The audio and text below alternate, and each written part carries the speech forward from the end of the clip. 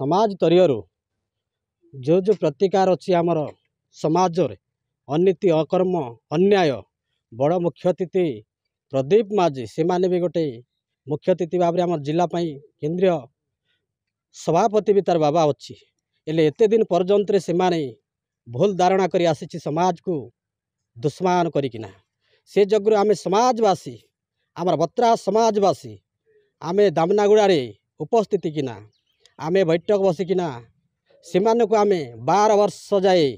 समाज अंतर्भुक्त करा जाइछ। तेणुक आम समाजवासी चिट्ठी निमंत्रण मीडिया माध्यम रे भी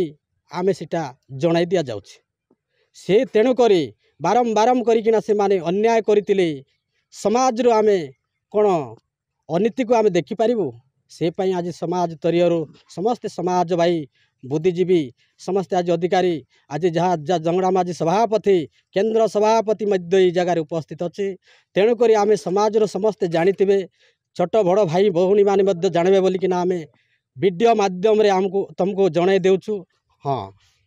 से माने जहाँ कन्यादान करिछि से निज पई त्री रूपे ग्रहण करा जाइछि अन्य जातिर से त्री गोटे आज प्रदीप माझी गुआरे जाइकिना से माने विवाह उपलक्ष्य कर समाधान कर देछि। सेटा मीडिया माध्यम रे समस्ते जानिछु निज भारतारे भी शुणी सारिछु से जगु आमे भी सतर्क ही जाइछि समाजवासी। तेणुक आम धामनागुड़ा आज बसीचु आज से मीडिया माध्यम रे तम मानक आज ये भारत समस्ते जानवाई आम ये वचन देइछु। आमर केंद्रीय कमिटी धामनागुड़ा माँ दंतेश्वरी मंदिर प्रांगणटारे अखिल भारतीय आदिवासी भोत्रा विकास परिषद तरफ एक सामाजिक बैठक अनुष्ठित होता। ये बैठक रे आम केंद्रीय उपसभापति पूर्वतन श्रीजुक्त भगवान माझी पुत्र पूर्वतन सांसद श्री प्रदीप माझी गत 12 तारिख दिन केन्द्रापड़ा जिलार जड़े अण आदिवासी भोत्रा झील जार ना कि संगीता साहू ये जड़े महिला को 12 तारिख दिन गोवा स्थित एक स्थान रे से मैरेज होती एवं पत्र पत्रिका माध्यम से घोषणा करचंती एवं सबु पठे तार फोटो भी वायरल हो जाइए। एथिपाई आम भोत्रा समाज नवरंगपुर जिला तथा केंद्रीय कमिटी दुख प्रकाश करुचु जेहेतु पूर्वतन केंद्र सभापति थिबा अवस्था भगवान माझी पुत्र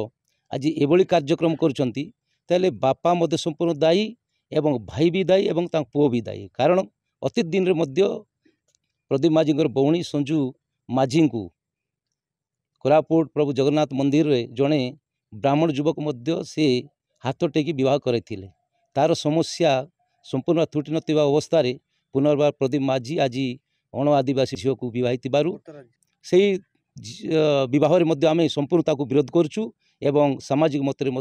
12 वर्ष से परिवार को बासन रखुचु। माझी परिवार को